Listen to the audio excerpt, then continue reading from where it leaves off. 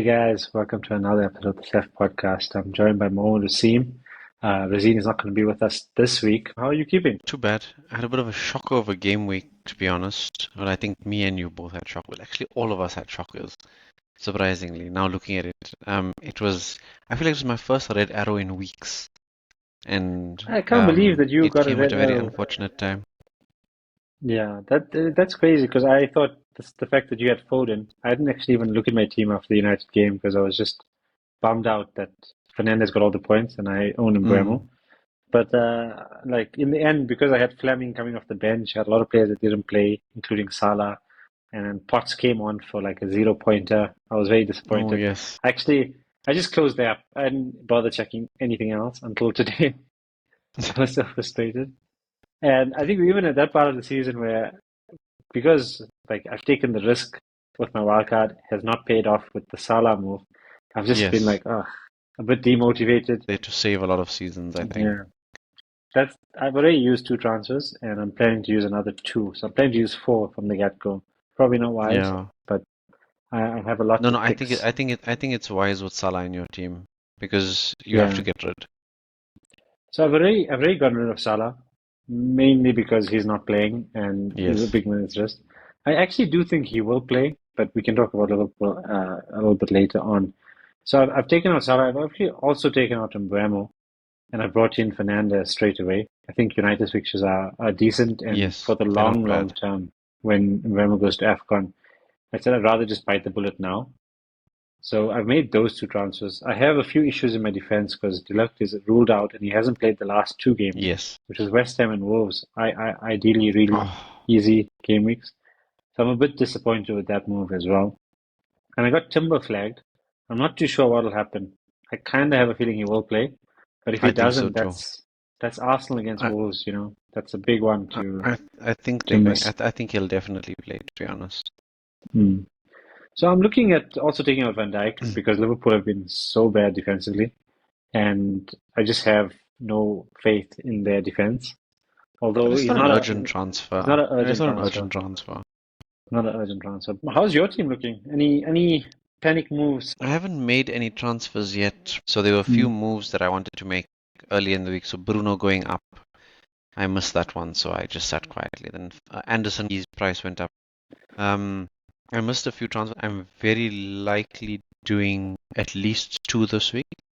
Teta out. I'm just still deciding for who at this moment.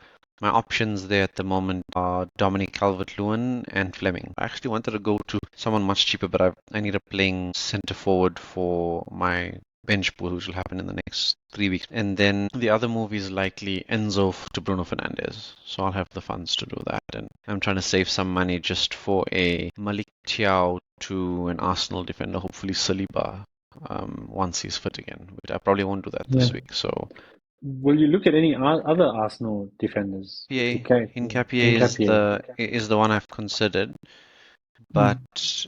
if Gabriel's going to be back in 2 weeks, I feel like it's a pointless move. Plus, I don't know if Arsenal's defense is trustworthy this weekend with so many injuries in it. So I don't know if they But keep a it's clean sheet. So Wolves. that's why I'm just yeah, I know. But Wolves also scored against Man United, so they can just it can be like a stupid goal conceded from a set piece, and then the double clean sheet's gone because I've got Raya already. So I'm not Mm. too fussy on trying to get a player in right now.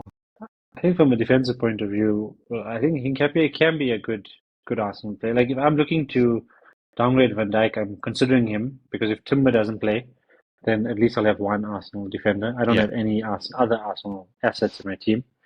So I was considering it. I think the other player you mentioned, Anderson, is a great defensive option. He's got a good run of fixtures. I mean, he's got in yeah. DEFCON The next three are consistently. great. He's got Yeah. really, really good Even next Palace and three. Liverpool So are not too bad either. yeah, Like against Liverpool, you'd expect him, and against Palace, you'd expect him to get DEFCON for sure. at least He Defcon. doesn't Yeah. really pick up yellow cards that often, so you'd be Hmm. looking at 4 points. It's not so bad, and It's that's not a if bad you need to play return. him for Hmm. 4.6 defender. So I'm actually sad because I sold him on my wild card. I sold him and I sold Shrewsbury Hall, and since But then their they've just fixtures been were really flying. bad. I mean, the Anderson one was really bad. The other player I want to talk about is the one you also plan on taking out is Mateta. So you mentioned you're looking for a striker. Most people will be doing Mateta down to Thiago, who's the informed player, but Yes. you want someone who you can use in the bench boost. It doesn't seem like there's much options there in that category. So like thinking about it, I mean, if you're gonna go dark horse wise, you can probably go Wilson. Minutes are not secure though. Fleming Yeah. also didn't start, but he got on the score sheet. Yep. And Calvin Lewin has been in and out, but most of the time he does play. Yes. He So did score, my which I'm my happy for him. heart, yeah, my heart wants Jared Bowen, but That's I'm putting a I was gonna stone. I'm putting a stone yeah. on my heart, and I'm not going for Jared Bowen because the main is if I go for Bowen, I can't get Bruno Fernandes. Hmm. That's my problem, Yeah. and I Would feel you like go for Fernandes is very a important. Richarlison? I don't know if his minutes are as secure in the busy December period. Hmm. That's what's putting me off him. I know Bowen will start all the games and play almost 90 minutes all the games. That's where I'm confident. I also think Calvert-Lewin will get a fair share of minutes throughout December as well. Because, I mean, he's got 3 games, 3 goals. He's on a hot streak. So, and I mean, he scored goals against Chelsea, Liverpool, and Man City. Hmm. I think if you're Yes. gonna go even riskier and go higher, like Ekitike, he's not flagged. He's probably gonna start, and he's been good. One bright spark for Liverpool there. The other option that I thought about might be a bit of a risk, but if you want to play your bench boost, is actually to go Nketiah instead. So he won't play the Yeah. 90, but he'll be in and out, and you can try and time it where it's probably one of those games that there's a little bit of rotation. He looks most favorable to start. I mean, Sar's also going. I believe he's going to the African Cup of Nations, so Yes, he is. there will be spots available. So I feel But like he could be someone. do you trust the Palace attack without Sa, for example? They haven't been looking as So fiery yeah, recently as I well. trust Palace without Sa. I don't trust Palace without Munoz from an attacking point of view, Yes, and that's he's also out for true because two to he's out three for the weeks. next no 4 to 6 Yeah, weeks I think because he's four he's to gone six for an weeks. Yeah. operation, so he's out for a So while. yeah, it's If I Klein do that Bowen, fills in, and I have no yeah, confidence in no. So Flo. I just put together quickly a draft with Bowen in it. So if I do Hmm. Bowen, I can do Enzo to Fernandez, and then I can also do Mintier down to Dewsbury Hall to afford it.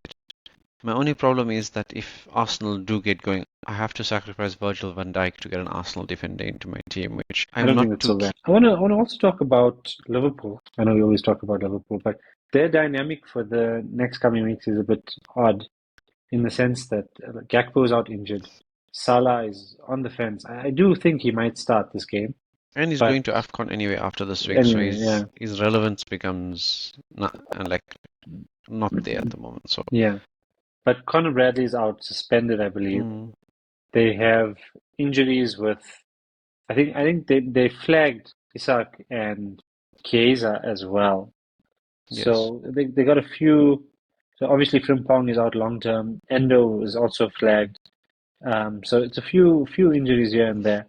But it's going to kind of change the dynamics of the team because without Gakpo and let's say Salah doesn't start, what do you think that lineup will look like? Do you think there's space for Isak and Ekitike? Because we've seen Isak I start on the seen left, we've yeah, seen Ekitike I start on seen the some left. interesting lineups with a front two for Liverpool, where Wirtz plays as like a 10 behind an Ekitike Salah and like a diamond midfield where you've got Gravenberg at the base and then you've got Soboslai and Curtis Jones in midfield. And then I guess as soon as Salah leaves, for example, Isak just replaces him in that two striker line. Yeah, it'll be interesting to see. I think that's one of the interesting points with this game week for sure. And I'm quite interested to see if Salah starts again. A lot of talk about him and the comments and all of Mm. that. What are your thoughts on all of that?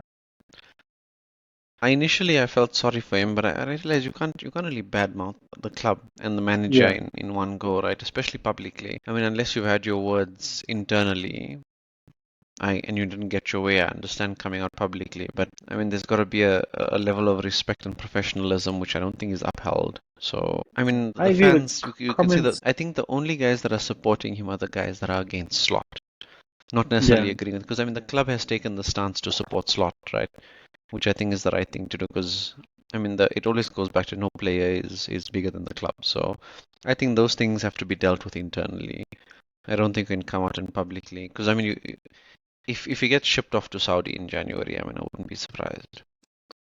I don't think it'll happen in January, but I think end of the season. Hmm. I think he's going to be focusing on AFCON, and then I think he'll come back a bit, hopefully a bit revitalized. And but I do think it's the start of the end. I think I agree. I I agree. think even the Liverpool hierarchy maybe realized it, and now they're starting to look towards life without Salah. I do think it was a bit harsh to drop him so consistently. I think I agree. I think he should have started against Leeds, particularly after the display prior, Mm. where they were quite flat without him, and he came on at 45 minutes then. So I feel a bit that he was dropped effectively 3 games in a row, and the first 2 games he sat on the bench and didn't mention a thing. It wasn't as if he was Yeah. just dropped. So I feel if he made a reaction, it was now.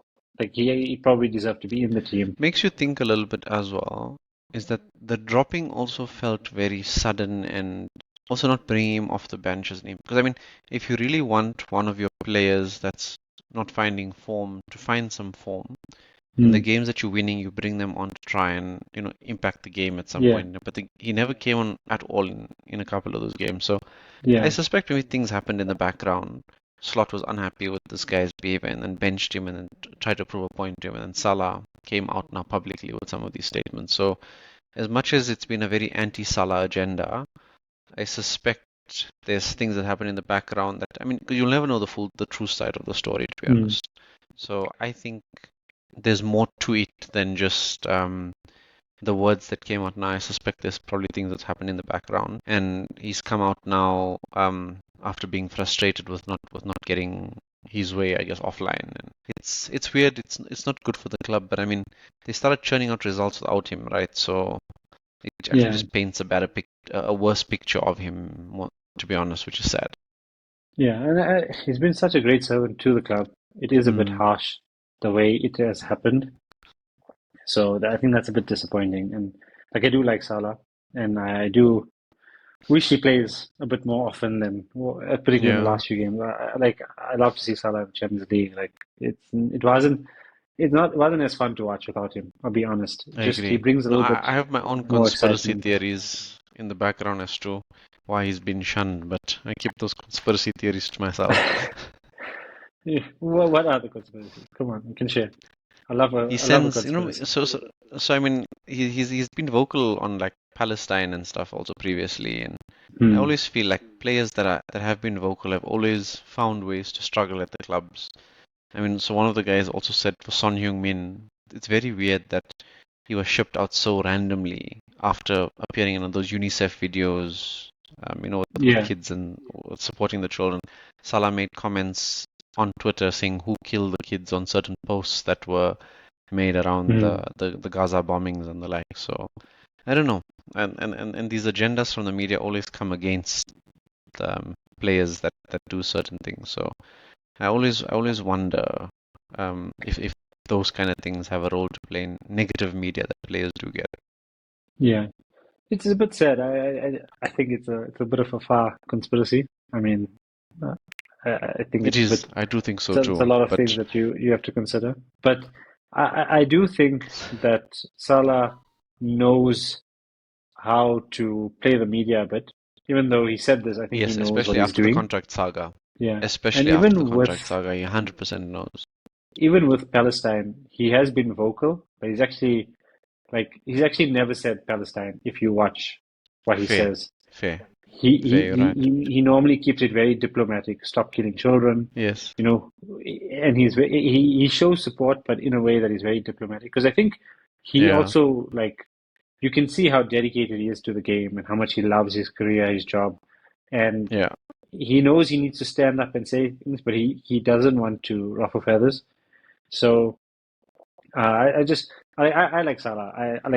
I support Salah. I do like Slot as well.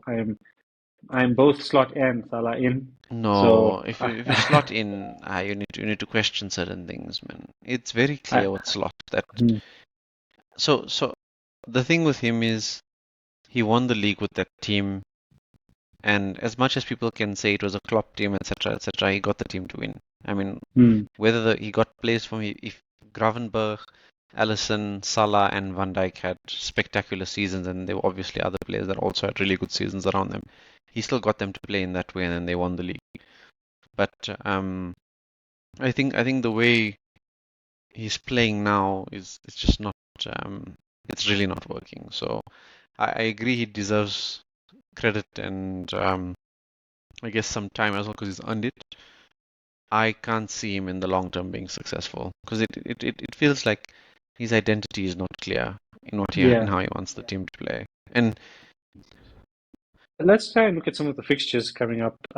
We start off with Chelsea against Everton, which could be an interesting fixture. A lot of people are predicting a Chelsea win. See a lot of people talking about bringing in yeah, but Chalobah as well. it can't be clear because I mean Everton and that's where I think Um, this game's going to be difficult because Chelsea don't really score goals very easily and Everton as yeah. well. And Everton I think are much stronger defensively, especially after I Chelsea do. took three Yeah. against Leeds the other day.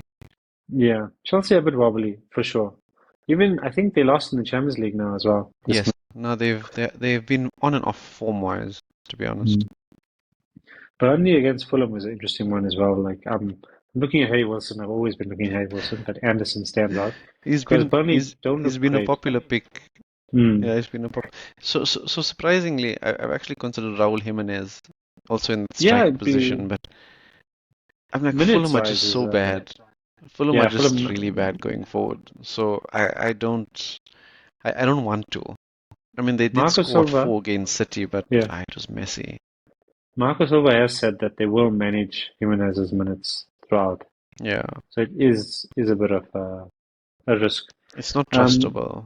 yeah, Arsenal Wolves. I mean, Arsenal like looking at the assets. Trossard's injured. Saka has been a minutes risk, and Rice now is also flagged, and Timber and Calafiori. So it's like which Arsenal asset do you bring in? Like Gyökeres is expensive, and it's not. And he's He's not probably worth it the because he best. doesn't get points. Yeah, He but he's doesn't probably the get best for points. this You're game. only Yeah, I think with Arsenal, it's just simple.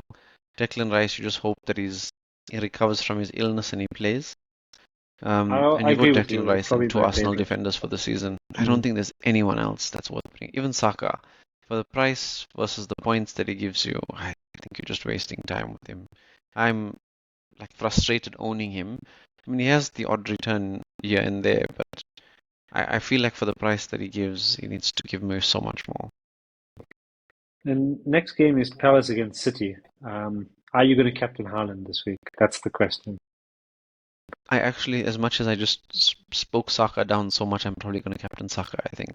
I wouldn't So captain Saka. Just minutes I wise, know I wouldn't he's a either, minutes risk. Hmm. but So, he had a week off. He didn't play a minute in the Champions League. He had full hmm. rest, and he's not going to be playing midweek football this coming week. So I think he'll get a full 90 minutes against Wolves. And you'd pick him over Haaland against I'd pick him Palace. over Haaland. The only thing that makes me want to go for Haaland is Palace midweek football, tired legs. Hmm. They could run riot. And City had a really good game this weekend. So their confidence will be really high after beating Madrid. So I don't know. I might change it at the last minute, but I think Wolves are just so bad. I think Palace can be a very organized team with the team that they have. However, Jeremy Doku running against Nathaniel Klein might be a very entertaining watch. For sure, for sure. And then, I mean, we got the Tanweer derby, Sunderland against Newcastle. I got Dan Burn a Big bit game. concerned about it because that like spells goals and red cards. That's And red all it cards, is. especially with him being a what's it call Newcastle him? A homeboy. Newcastle boy, yeah. I'm Yeah. I'm worried for you. So I've got Malik Thiaw there as well. Um, and I think I'm benching Mukiele in that game, even though I'm Mm. considering playing Mukiele over Malik Thiaw because I mean Newcastle themselves don't score a lot of goals, right? So and Sunderland are really solid at home. So I don't know. I'm I'm flirting with a bit of danger there. So Yeah, alternatively, if Sunderland Saliba have was been fit, great at home. Mm. I would have just sold Saliba. Or rather brought in Saliba and not have that to make that Thiaw Mm. decision. Last game of the week, we have Manchester United against Bournemouth, and actually I have brought in Bruno Fernandes, and I thought maybe captaincy choice here. Bournemouth have Senesi injured, but they've been leaking goals a lot, and they've been giving away a lot of silly fouls in and around the box and penalty area. So, Yeah, but take care, man. We'll catch up hopefully next week with Razine, and all the best for Game Week yeah, 16. hopefully we'll have that guy back. Yeah, man. Okay.